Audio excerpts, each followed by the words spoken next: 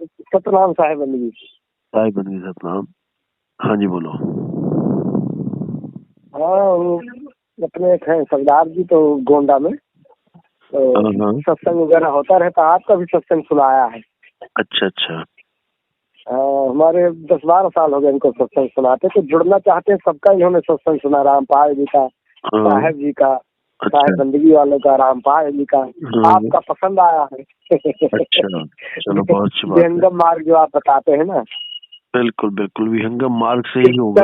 करनैनो दीदार महल में प्यारा है। तो हम लोग भी बहुत खोजी हैं, और जय गुरुदेव की, राधा स्वामी की संगत की हमने, बड़े बड़े महापुरुषों की, लेकिन वो एक महापुरुषों में पहले मिल चुके हैं, तो वो जो चीज दिखा गए वो इन लोगों के पास नहीं दिखी हम। बिल्कुल किसी पास नहीं, किसी को अपनापन, जैसे कहते ना कभी सब भिंग मता हो, यही पासा सोई धर्मदास, तो अपनापन कहीं महसूस नहीं आया। और ये विहंगम मार्ग तो वो अटका के कि वहाँ उतरो, फिर वहाँ उस स्टेशन पे उतरो, फिर उस स्टेशन पे उतरो। तो विहंगम मार्ग जो आप बोले तो नहीं, करनैनो दीदार महल में प्यारा है, तो वो कोई खोल नहीं पा रहा है, आपका समझ आ रहा है लोगों को। बिल्कुल। तो चलो हमारे एक सुरजीत सिंह जी हैं, तो प्रभावित हुए हैं आपसे। बहुत अच्छी तो बात है। ये जानना चाहते हैं कि आप विहंगम मार्ग, जैसे विहंगम मार्ग मिलना तो बहुत दुर्लभ है। ये भी पता है कि अरबों में किसी को, गरीब आदमी का है, अरबों में कोई एक गड़क भी मकरा रहे, मतलब अरबों में किसी एक को प्राप्त होता है। लेकिन अगर विहंगम मार्ग से जुड़ जाए कोई रूह, तो लाइन में अगर लग जाएंगे लोग, तो कभी ना कभी तो मार्ग मिल ही जाएगा, लाइन में लगने से मिलेगा। बिल्कुल। तो अगर विहंगम, तो ये लोग ये जानना चाहते हैं कि क्या आप विहंगम मार्ग आप बता ही रहे, तो उससे आप जोड़ दोगे ना, ये मतलब। बिल्कुल विहंगम मार्ग ही बताया जाता है। विहंगम मार्ग से जैसे एक होता, विहंगम मार्ग से तुरंत पहुंच गई, तो कबीर साहब सबको दिखा लाते थे, फिर उसके बाद कबीर साहब का सिस्टम अलग है। देखो कबीर साहब क्या कुछ नहीं कर सकते, मरी गाय को जिंदा कर। वो तो खैर परम पुरुष है, वो तो दिखा लाते थे, सिर्फ कहते थे लोग। रामपाल जी तो ये कहते हैं कि सतनाम शासक से जपो 2 अक्षर का है। नहीं वो नहीं है। आदि नाम अलग बताते हैं, 5 नाम इधर ब्रह्मा विष्णु महेश और गणेश, और इनके सबके नीचे के जपवाते हैं, पिंड वाले जो योगी लोग जपते थे। ऐसा कुछ नहीं करना है। विहंगम चाल को समझो, गुरु से नाम लो और जुड़ो। ये लोग अपने सुरजीत सिंह जी हैं, सरदार जी यहाँ गोंडा में, वार्तालाप थोड़ा कर लो आप। कोई बात नहीं, बात करा दो मेरी। साहिब बंदगी सतनाम जी। साहिब बंदगी सतनाम। हाँ। और जी कैसे हैं आप, ठीक हो? हाँ हाँ, और हम आपका ये इन्होंने सत्संग दिया था। हाँ जी। तो मोबाइल नंबर दिया था यहाँ पे शिव कैलाश जी से। हाँ महंदास जी से। हाँ। तो हमें बहुत बढ़िया लगा। तो हम ये सोच रहे थे, इनसे पूछ रहे थे, जैसे विहंगम मार्ग बता रहे हैं, ये हम लोग को, अगर हम लोग जुड़ना चाहे तो क्या उचित है कि वही पुराने औरों की तरह? औरों की तरह और जैसे 1 शब्द, 2 शब्द, 3 शब्द, 5 शब्द ऐसे निकलते हैं। देखो आपने जो पुराने गुरुओं से शब्द ले लिए ना। हाँ बोलो। जी जी। हाँ, तो जैसे हमने एक अरदास करके, गुरु प्रसाद लेके, राम का नाम लेके, और उसको अंदर ध्यान करके, नहीं राम का नाम ऐसे करते थे। नहीं, राम का नाम तो देखो, राम का नाम तो गुरु देता है। आप जो राम का नाम ले आप जो राम का नाम ले रहे हो, 52 अक्षरी नाम है। जी। वाणी में बोला ना, 52 अक्षर लोग तरह सब कुछ इन्हीं माही, ये आखर खिर जाएंगे वो आखर इनमें नहीं। जी। तो जब वो आखर इनमें नहीं है, तो फिर आप जप क्या रहे हो? फिर जपोगे क्या जब वो अक्षर नहीं है इसमें? तो परमात्मा का अक्षर तो जपा ही नहीं। जी। अच्छा, मैं ये थोड़ा सा पूछना चाह रहा था, जैसे एक ओंकार सतगुरु प्रसाद करके गुरु ग्रंथ साहब लिखा गया, तो क्या उसमें से हम गुरु प्रसाद लेके चल रहे हैं, तो वो भी गलत है? वो भी नहीं चलेगा? गुरु प्रसाद होता क्या है? जी, गुरु प्रसाद होता क्या है? गुरु प्रसाद तो जो सतगुरु प्रसाद वाले हैं, शब्द जो है नहीं विधे वाले। जी देखो, जो मूल मंत्र है वो शब्द की महिमा है। जी हाँ, वो तो डिफिनीशन है, मालूम। जी। एक को सतनाम, वो एक ओंकार नहीं लिखा है, वो एको लिखा है। एका के बाद उड़ा। जैसे कहते हैं एका माई जुगत भी आई, जैसे बोलते हैं एको सिमरो नानका, एको जो जो जल थल रहा समाए, वाही को क्यों सिमरिए जो जम्मे थी मर जाए। एको यानी एक को, केवल एक ही है, वही सतनाम है। एक को सतनाम, कर्ता पुरुष, वही कर्ता पुरुष है, उसके बिना कुछ हो ही नहीं सकता। एक को सतनाम कर्ता पुरुष निरभय, वो किसी से डरता नहीं है। निरभय निर्वैर, वो किसी को मारता नहीं है, उसका कोई बैरी नहीं है। अकाल मूरत, उसका कभी नाश नहीं होता, वो काल से परे है। अजूनी, वो शरीरों से भी परे है, शरीरों में भी मत ढूंढना उसको गलती से, वो शरीरों में नहीं आता। अजूनी सैपंग, सैपंग यानी खुद से प्रकाशित है वो, उसको कोई बनाने वाला नहीं, ना बिगाड़ने वाला। सैपंग गुरु प्रसाद, ये तभी ज्ञान बोध होता है जब गुरु का प्रसाद मिलता है। गुरु का प्रसाद है नाम दान, दाना सिरदान नाम दान। जब नामदान मिलता है, गुरु के द्वारा जो दान में बख्शिश मिलती है, प्रसाद मिलता है, तब ये मूल मंत्र समझ में आता है कि वो किसकी महिमा गा रहा है। वो परमात्मा आपकी आत्मा में छुपा हुआ है,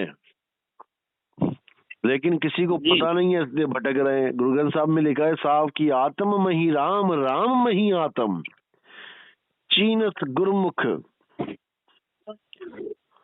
तो ये सारा कुछ उसमें लिखा हुआ है, लेकिन हम समझ नहीं पाए, हम अपनी आत्मा को नहीं जान पाए। ज्यादा से ज्यादा हम लोग ने क्या कर लिया, आंखें बंद करके ध्यान करना शुरू कर दिया, वाहेगुरु वाहेगुरु, राम राम, अल्लाह अल्लाह, और प्रकाश प्रकट कर लिया। ज्योत प्रकट कर ली, प्रकाश ही प्रकाश हो गया। अब लगने लगा कि यही परमात्मा है, लेकिन नहीं, वो भी परमात्मा नहीं है। प्रकाश और अंधकार दोनों जड़ हैं। प्रकाश भी पैदा होते ही होता है और अंधकार भी समाप्त होता है। ये दोनों चीजें पैदा भी होती हैं, समाप्ति भी होती हैं। जो पैदा होए और समाप्त हो जाए वो परमात्मा नहीं होता। इसका उदाहरण क्या है, प्रूफ, वाणी है अव्वल अल्लाह नूर उपाया, कुदरत के सब बंदे। अव्वल अल्लाह यानी सबसे पहले अल्लाह था, अल्लाह ने नूर उपाया। अब नूर उपजा है, अब जब नूर उपजा है तो जो चीज उपजी है वो बिनसेगी, जो कभी उपजी नहीं वो कभी बिनसेगी नहीं। तो अल्लाह है जो कभी उपजा नहीं, वो कभी बिनसेगा नहीं। लेकिन नूर उपाया यानी कि प्रकाश को पैदा किया, तो प्रकाश तो खत्म होगा। सारी दुनिया प्रकाश को मान के बैठ गई, परमात्मा प्रकाश को ही सत्य मान के बैठ गई और कह रही है कि ज्योति ज्योत समा जाओ। ज्योति ज्योत समाने का मतलब ये नहीं होता कि आप किसी प्रकाश में समा जाओ। ज्योति ज्योत समाना ऐसे समाना होता है परमात्मा में, जैसे एक ज्योत दूसरी ज्योत, लाट होती है जो एक मोमबत्ती की लाट दूसरी लाट में समा जाती है। कोई भेद नहीं कर सकता कि मेरी लाट कौन सी, तेरी लाट कौन सी है। ऐसे एक मिक हो जाना है परमात्मा में, कोई पहचान ही ना पाए कि मैं हूं या परमात्मा है। अब तो जाए चढ़े सिंहासन, मिले हैं सारंग पानी, राम कबीरा एक पए हैं, कोई न सके पछाणी। हम दोनों को कोई पहचान नहीं पा सकता कि मैं कौन हूं और कबीर कौन है, परमात्मा कौन है और कबीर कौन है। इसी को गुरु रविदास जी ने बोला, तो ही मोही मोही तो ही अंतर कैसा, हम में अंतर है ही नहीं। उसी को बोला सब गोविंद है, सब गोविंद है, गोविंद बाज न कोई। सारे ही गोविंद है, लेकिन इन लोगों ने क्या बना दिया इस वाणी को कि सब गोविंद है, पेड़ भी गोविंद है, कुत्ता भी गोविंद है, हाथी भी गोविंद है। ये लख 84 पकड़ के बैठ गए, कण कण में परमात्मा बना दिया इन्होंने, जबकि कण कण में परमात्मा नहीं है। कण कण में ब्रह्म है, परमात्मा आत्मा में है।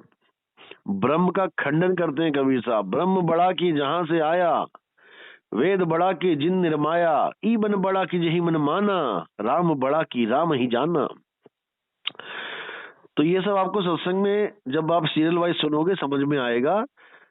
जीव अवस्था, ब्रह्म अवस्था, पीव अवस्था, यानी पार ब्रह्म अवस्था, ये तीनों अवस्थाएं अलग अलग हैं। इन तीनों के भेदी गुरु आपको जब मिलेंगे तब आपको हर चीज समझ में आएगा। तिहु लोक का पाया पीव, अचरज पाया जीव ते सीव, ये गुरु ग्रंथ साहब की वाणी है कि तीनों लोकों का जो परमात्मा है वो मैंने पा लिया, जिसकी वजह से तीनों लोग चल रहे हैं। तिहु लोक का पाया पीव, अचरज पया जीव ते सीव। जीव और शिव अवस्था वाले अचरज होके मेरी बात सुनते हैं कि ये बोल क्या रहा है, कभी ये तो प्रकाश को भी नहीं मान रहा, जबकि सारे ग्रंथ प्रकाश को ही परमात्मा मान के बैठे हैं। गॉड इज लाइट, अल्लाह नूर है, नूर इलाही, हर जगह नूर की बात। एक नूर सर्वव्यापक, एक ज्योत सर्वव्यापक, ज्योति ज्योत समाना, प्रकाश पुंज, बहुत कुछ बोला गया नूर के लिए। लेकिन कबीर साहब ने नूर को भी रिजेक्ट कर दिया। उन्होंने बोला नूर से भी आगे अल्लाह है, उसको जानो। समझे जी। अच्छा, ये गुरबानी में यदि है सुरती हाँ? सुरत रलाइए तन कर तुल्हा लंगे दे अंतर भाई पीछे तुरा क्या बात है? दीवा पले अथक ऐसा दीवा नीर करावे पीछे भी सब खुदी पाए। दीवा जो है मिट्टी खुदी होए हाँ और आत्मा देव पूजिए गुरु के सह सुभाए। हाँ आत्मे दी प्रतीत होए हाँ, तब कर ही पर जब पाए। बिल्कुल, जहाँ पर भी दीवा की बात हो रही है, दीवा होता है ज्ञान के लिए यूज किया जाता है। जी। अंधकार रूपी अज्ञान को चीर के दिए की लाट में मैं बढ़ता चला जाऊं आगे, लेकिन पहुंचना आत्मा तक है। आत्मदेव पूजी, अब दीवा रह गया पीछे और आत्मदेव आ गया आगे। आत्मदेव तक मुझे दिया ही पहुंचाएगा, यानी ज्ञान रूपी दिया, प्रकाश रूपी दिया नहीं, ज्ञान रूपी दिया जो मुझे गुरु ज्ञान देगा। गुरु दीनी वस्तु कबीर को कबीर लीनी संभार, कबीर दीनी संसार को जिस मस्तक हुए पाग। तो ये सारा ज्ञान है जो गुरु ने वस्तु दी कबीर साहब को, ज्ञान रूपी, ज्ञान से वस्तु लगाया जाएगा, ना कि किसी प्रकाश में उलझाया जाएगा। जी, एक चीज ये पूछना चाह रहे थे, जैसे ये 5 शब्द तक तो दे गुरु हो गया, वो जो शब्द ही गुरु होता है, तो 5 के बाद ही दे गुरु हो हुआ शब्द। बिल्कुल, तो आप 5 शब्द के बाद वाला ही वो नहीं कराते हैं? ऐसा होता है, देखो एक जो कोई कॉलेज होता है, स्कूल होता है, उसकी कोई मर्यादा होती है, कुछ नियम होते हैं। जी, जो कबीर साहब ने नियम बताए हैं हम उसी को फॉलो करते हैं और सबको वही फॉलो करने चाहिए। जी, कबीर साहब कहते हैं प्रथमे शिष्य होवन जो आई, ताको पान देओ तुम भाई। जब पहली बार कोई शिष्य बनने आता है, पता नहीं किस किस पंथ में से क्या क्या रट के आया है, क्या क्या दिमाग में भर के आया है, कोई पता है? जी। तो उसके दिमाग में जितनी भी रटना भरी पड़ी है, उसको खत्म करने के लिए हम उसको पहली दीक्षा में 5 नाम देते हैं। कोई राम राम वाला, कोई हनुमान जी वाला, कोई शंकर शंकर वाला, कोई भी अल्लाह अल्लाह वाला, वाहिगुरु वाहिगुरु वाला। वो उन 4-5 शब्दों को रट के बैठा हुआ है, अक्षरों को, और उसी से आस लगा रखी है कि वाहिगुरु मेरा भला करेगा। और वाहिगुरु के नाम पे क्या पकड़ा हुआ है? केवल अक्षर, 4 अक्षर, वाहिगुरु जी। पहले उन अक्षरों से मोह भंग करवाया जाता है। 5 नाम दिए जाते हैं और 5 नाम ऐसे दिए जाते हैं कि दिन भर उसको रटना है, ताकि पुराने वाला कोई भी नाम जिससे तुम्हारी आस जुड़ी है वो आस टूटे। पहले आस तोड़नी है 52 अक्षरों से। उसके 6 महीने बाद ये 52 अक्षर जो दिए जाते हैं ये भी छुड़वा दिए जाते हैं। ये भी कल्याण नहीं कर सकते। जब वो नहीं कर पाए तो ये क्या करेंगे?